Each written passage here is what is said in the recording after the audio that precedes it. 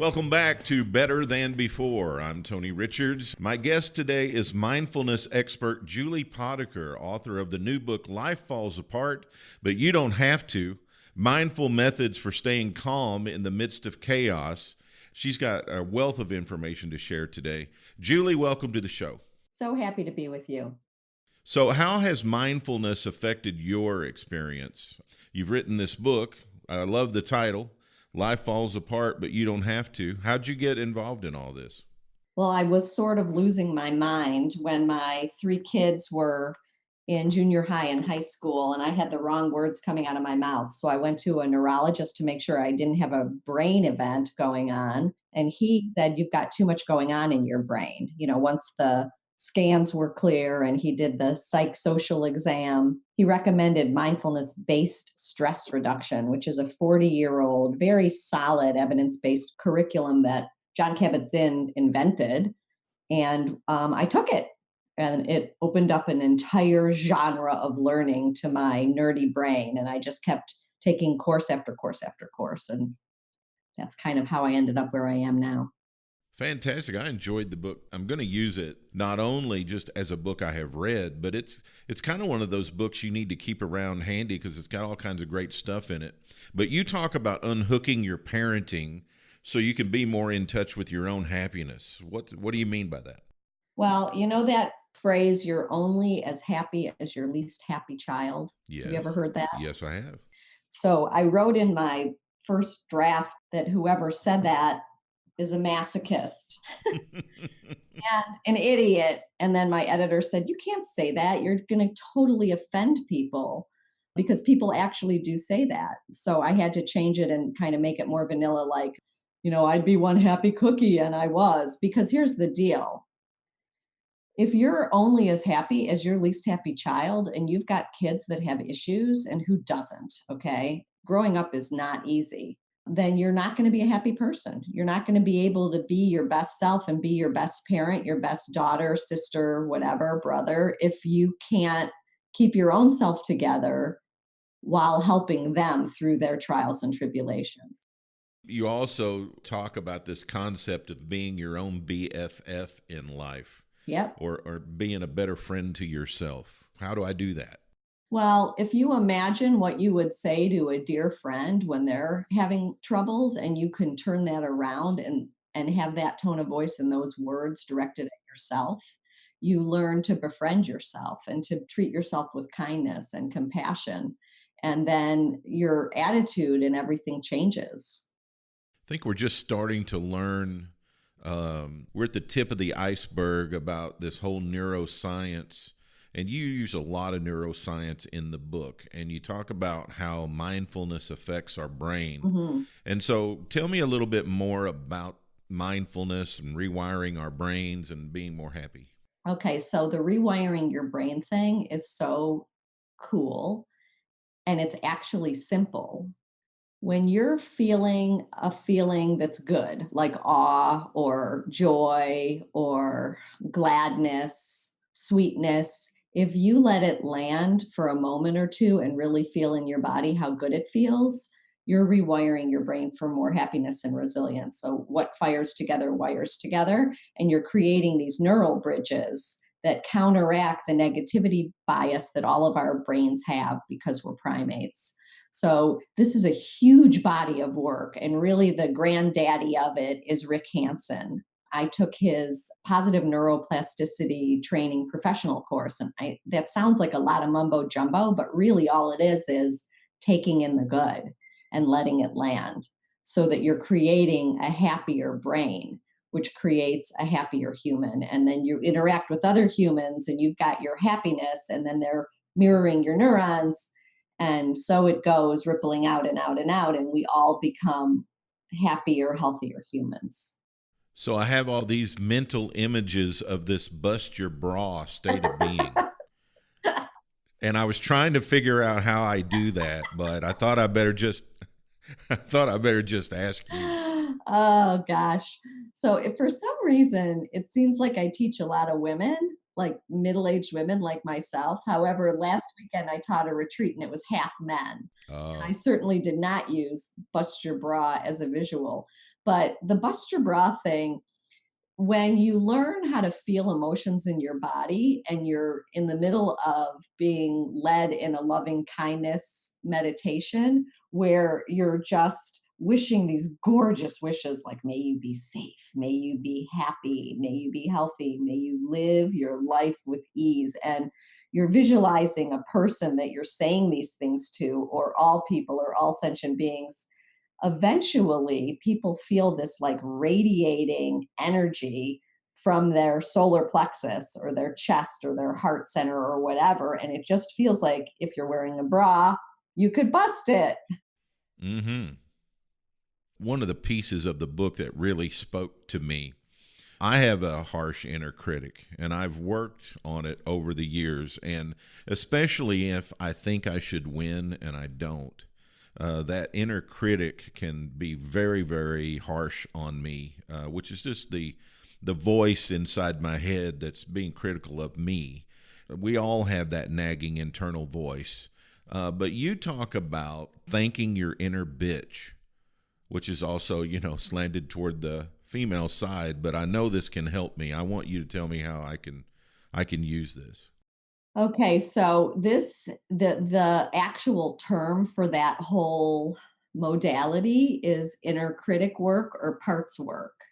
And it's internal family systems. Dr. Schwartz has an entire institute for clinicians to learn how to do this, to help train people to make friends with, basically, and get to know all the different parts of themselves. And in the mindful self-compassion curriculum that I'm trained to teach, there's two exercises that I have in the book that are really helpful, and they're writing exercises. And in one of them, you come up with a problem that's not like your biggest doozy, but something like, I wish I ate less, or I exercised more, or something like that. And then you write to yourself as your inner critic would write to yourself. And my inner critic is really, she really is a bitch, right? Right. And then you write to yourself from this other voice, this like all-knowing, compassionate, lovely, gosh, like beauty voice. Mm, That is your compassionate voice that's actually in there. And I it's see. incredible how different the two of them sound. My inner critic voice is, get up off the couch, you lazy fat ass. Don't use your orthopedic issues as an excuse to get on those exercise machines. And my self compassionate voice is, sweetheart, come on. I want you to exercise because you'll feel better, because it's healthy, because, it's like this motivating, gorgeous, magnificent voice. And that voice is always available to us. I'm curious, do you train that voice to use the words we or you? I speak to myself in the first person, I think is the answer. Oh no, it's the second person. I'll say, Julie, sweetheart, to my own self. I see. And then I'll say what I would be saying to a dear friend, somebody that I loved, about the exact same issue. I was just wondering because I could see my inner voice saying, we need to get our ass off the couch, you know. Exactly. Uh, but I've marked a couple of those exercises. I'm going to do those when I'm during my journaling time because I think those things could really help me. And consequently, I can use them with clients too. They seem like really, really powerful things to do. It's amazing. And when what you'll realize is your inner critic really was trying to keep you either safe or motivate you or have you do your best or whatever it is. It's not really a demonic thing, this inner critic. It's usually the voice of a primary caregiver, is what they say in the literature. And previously, I'm going to be 58, so back in the early baby boomer days, most likely it was your mother. Today, it could easily be your father. And that voice was always the voice that was trying to raise the bar, right? So you just need to make friends with that voice and say, I understand you're trying to help me be the best, but you're not that skillful. You can stand down now. I'll take it from here. So, just out of curiosity, what was the most critical thing your mom said to you in your critical voice? C's are not acceptable in this house. It was grades. Hmm. And you have a compassionate voice that counteracts that? Oh, totally. It's, you know what? The grades aren't important. The learning is what's important, and the passion is what's important. Do your best. Wonderful. You also talk about core values, and I work with my clients a lot on core values because it sets the tone for the culture. But you bring it down to an individual level. Tell me about that. Figuring out what your core values are is a wonderful exercise. And then making sure you're living in accordance with them is how you can feel a sense of calm, having nothing to do with mindfulness calm or meditation calm. It's a whole nother area to explore where if one of your core values is lifelong learning and you're not reading and you're not taking a continuing ed class or something online, why not do it? It might make you really happy. Yeah, why are you denying yourself, right? Exactly. In the book, you talk about how you're not really a person who's into prayer, but then you later realize that your mindfulness meditation is sort of praying. I want everybody to hear that from you. Okay. So this is the prayer is kind of a hot button. So I never really appreciated prayer because I didn't resonate with the actual words in the liturgy. I'm really literal. And I wasn't comfortable with the God language. And then one day I was really deep in loving kindness meditation. And I was wishing, may you this, may you that, may you the other thing, like all sentient beings being safe and free from suffering. And I was like feeling it in my body and feeling it in my heart. And I had this epiphany, oh my gosh, I'm praying. And I love it. That's awesome. So for me, prayer works when it's more, I guess, personalized, Absolutely. in tune to my heart, really. But if I'm reading somebody else's words in a book and they're thousands of years old, I can appreciate the tradition, Right. but I don't actually feel the words in my heart. I just examine them in my head. Does that make sense? Yeah, I mean, I've often said, and people kind of look at me funny, and I never really had a way to articulate what I meant by it. But when I read that in your book, it perfectly explains what I'm talking about. And I've often said, I'm not religious, but I'm spiritual, Exactly. right? Exactly. I want to be more spiritual, but I don't want to be religious. Right. Organized religion can be problematic. I mean, if you look at history, and we won't get into that, and I don't want to make anybody upset. People get so, They're a little edgy about it, right? You know, when people say the word, like the way you were when someone would say the word prayer, it was kind of a hot button for you. The word religion is kind of a hot button for me because when I'm talking about certain things like that, I'm talking about being spiritual. And they're like, well, I don't want to talk about religion. I'm like, man, I'm not talking about religion. I'm talking about something personal.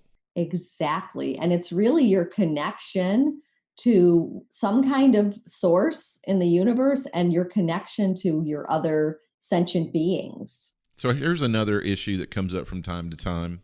I'll be working with a client and I'll bring up the subject of meditation. You know the answer, well, I don't know how, I don't know when I'd ever have time to do that. I'm a really busy person. You got some tips for putting meditation in as a ritual? Oh, yeah, people just have to do it at this point. It's like Nike, just do it because it's scientifically based. There's a tipping point. Everybody knows they should do it. They know their blood pressure and their heart rate's going to go down. And if they're depressed or anxious, they'll feel a little better and their well being will go up. So, blah, blah, blah, blah, blah. They need to just put in the earbuds, put on Insight Timer app. It's free. Pick a meditation for how many minutes you have. Let's say you only have 5 minutes. Fine, start with 5 minutes. Just do that every day. Bookmark the ones you like because otherwise you won't be able to find them again because there's like, I don't know, 13 or 14,000 meditations on there now. I'm even on there, by the way. Oh, So wonderful. bookmark the meditations you like and do it every day. And what you'll find is you'll feel calmer. I think it's like most things. I mean, once you've had the experiential part of it, you've experienced it, you're like, oh my gosh, this feels wonderful. Like, why haven't I been doing this? But it's hard to get people to cross the line of experience. I did a self-esteem workshop here a few months ago. I'll do another one this year. And in that, I was teaching a couple meditation techniques. And that one person said, it was just like my problems all melted away. Well, that's just one effect that you can experience in meditation. But do you have things you tell skeptics about it? Yeah, I say just don't be a skeptic anymore. The evidence is overwhelming. So it doesn't even make sense to be a skeptic anymore. It's kind of dumb. So just do it. And then the proof will be in the pudding because you will feel a sense of calm and peace. You're going to want to do it more. So eventually you're going to want to make 10 minutes to do this. And really, eventually you'll probably want to make 20 minutes to do this. And then on days when you don't do it, you'll notice that you're not feeling as calm or you're not feeling as balanced. And it helps you learn to pause. And the pause is the sweet spot, right? Between reacting and skillfully responding. So your amygdala wants to react immediately to whatever it is. It's on fire, right? Right. You want to get your prefrontal cortex online. Takes maybe 12 seconds, 13, 14 seconds. That pause is the golden nugget. And meditation helps you learn that pause. Sometimes I think things that are really good for us in life have the worst characterizations about them. We get all these images and thoughts in our mind about what it is, which isn't what it is at all. And I think meditation is one of those things. Yeah, you know what? People think I can't clear my mind. You're not supposed to clear your mind. Nobody can clear their mind, and not when they're alive. Right. So, that's a huge misnomer. And I think that maybe they get that from seeing images of like monks meditating and it's completely Hmm. quiet. And Chanting. yeah, and when they see that, those monks, they've been at it a long time. So they can do open awareness meditation. I don't recommend people start with open awareness meditation. It's annoying watching your chattering mind and watching your thoughts and your feelings and emotions and trying not to attach to any storyline and spin out. Better to just put in those buds and listen to a voice telling you what to do. Yeah, if people are like, I don't know, I'm not comfortable in my bare feet. I don't know where I'd get a robe. I don't know Stop with the excuses. You don't have to do all that stuff, right? No, and just do it in your car. You're in your car a lot. Just listen to a meditation in your car. You're perfectly upright and supported. And most of the people I know, that's when their mind is the most active. That's why they're on the dang cell phone. Yeah. I tell people when they get to an appointment, try to plan on being a little bit early and do a guided meditation before they go in. And before you go in to your house after work, same thing, because you'll show up kind of more present and more loving and more peaceful because you've changed the channel. She's a mindfulness expert, Julie Potiker. You can learn a lot by getting her book, Life Falls Apart, but you don't have to. Mindful Methods for Staying Calm in the Midst of Chaos, and go to her website. There's all kinds of great stuff on there. Julie, thanks again. Thank you. Receive weekly coaching tips from Tony Richards, delivered straight to your inbox. Whether you're a CEO or an entrepreneur, Tony can help you reach your goals and give you a competitive edge within your industry. Tony's Monday Morning Coaching Memo covers topics ranging from leadership development to teamwork to company culture and more. Text the word leadership to 38470 to sign up for Tony's Monday Morning Coaching Memo, or sign up online at clearvisiondevelopment.com.